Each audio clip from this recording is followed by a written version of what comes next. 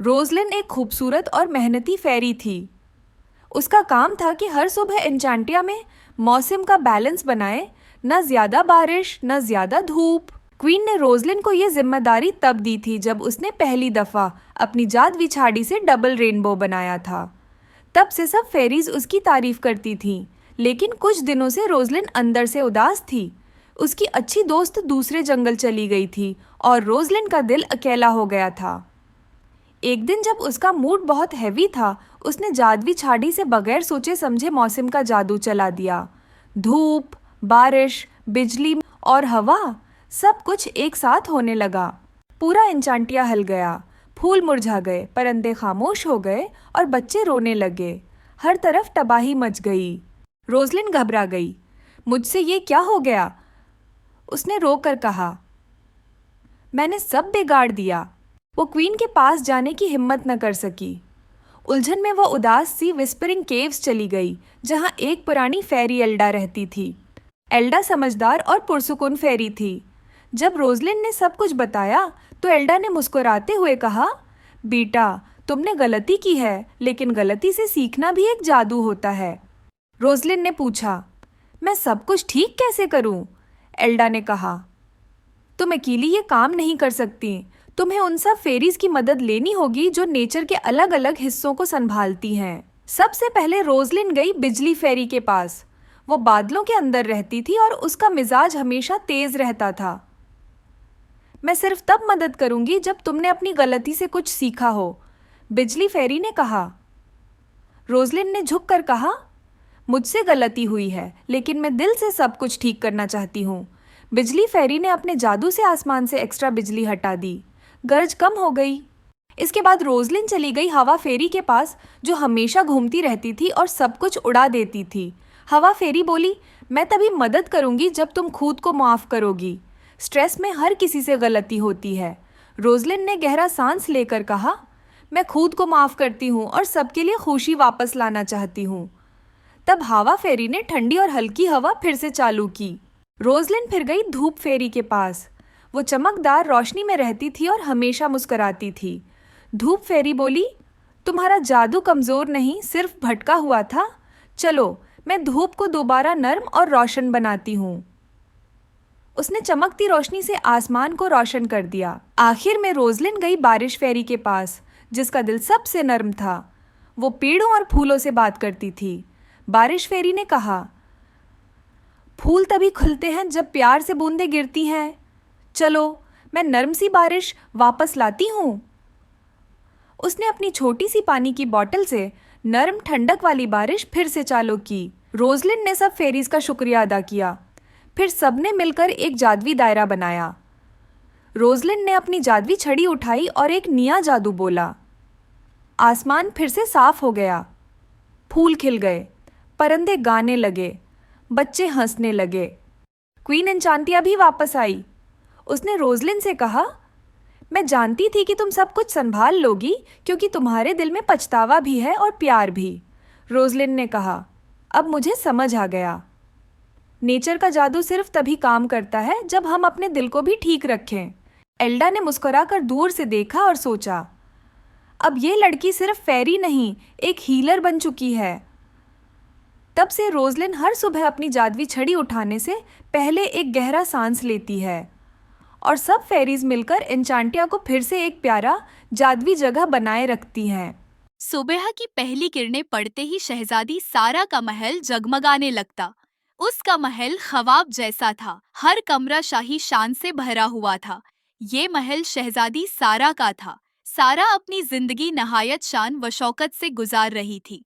एक ऐसी जिंदगी जिसका ख्वाब हर कोई देखता है। महल के अंदर एक खास कमरा सिर्फ कपड़ों के लिए मखसूस था।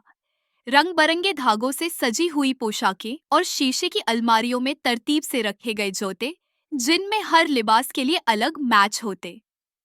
इस कमरे में रोशनी हमेशा जगमगाती रहती।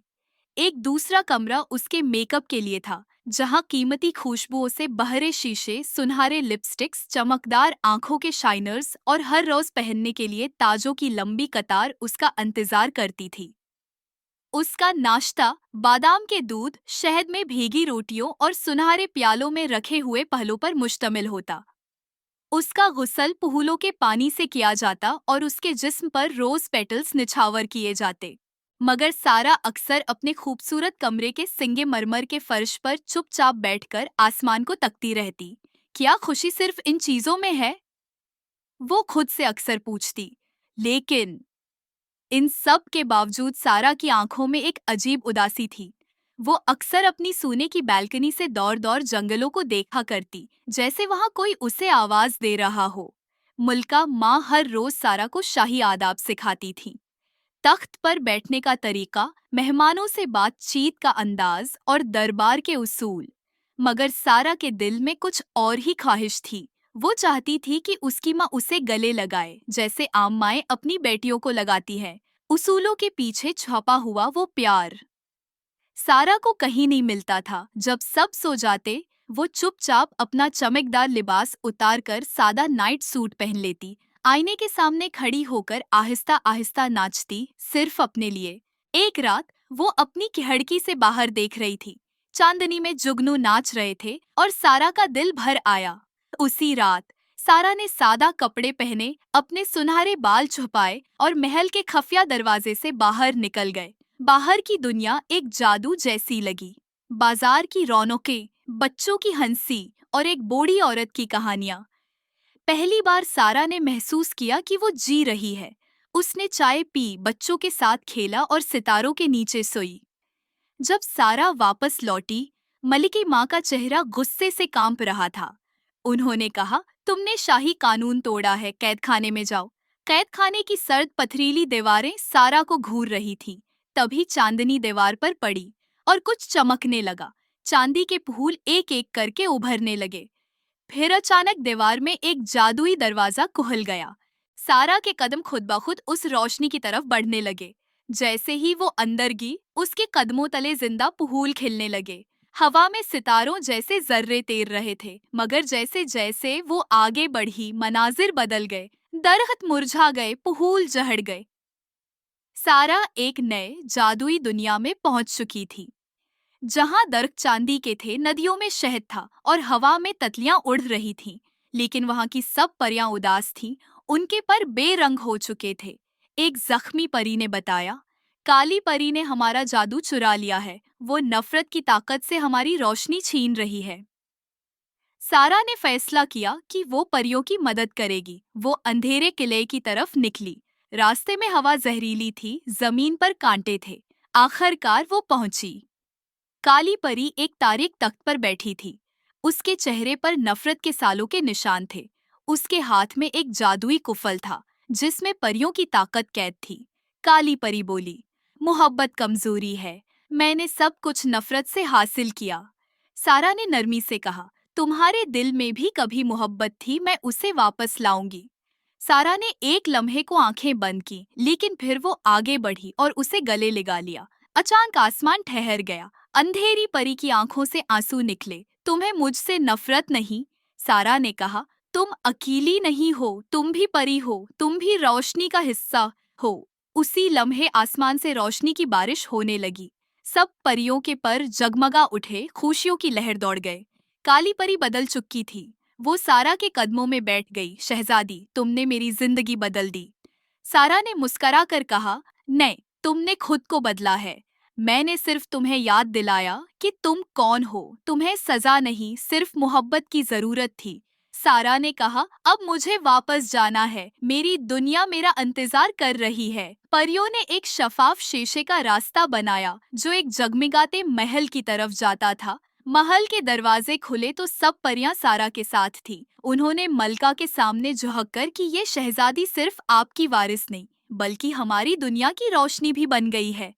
मलका की आंखों से आंसू बह निकले। सारा, मुझे माफ कर दो, मैं तुम्हें समझ न सकी।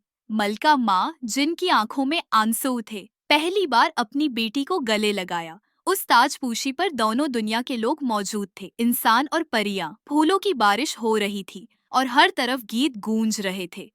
परियों ने दो ताज पेश किए, सोने का इंसानी ताज और चांदी का जादुई ताज, जिसमें जिंदा फूल खिलते थे। अब सारा दोनों दुनिया की मलका थी। इंसानी दुनिया में वो इंसाफ की अलामत थी और परियों की दुनिया में वो जादू की मुहाफिज थी। वो अब सिर्फ ताज नहीं पहनती थी, बल्कि मोहब्बत की ताकत से हुकूमत करती थी।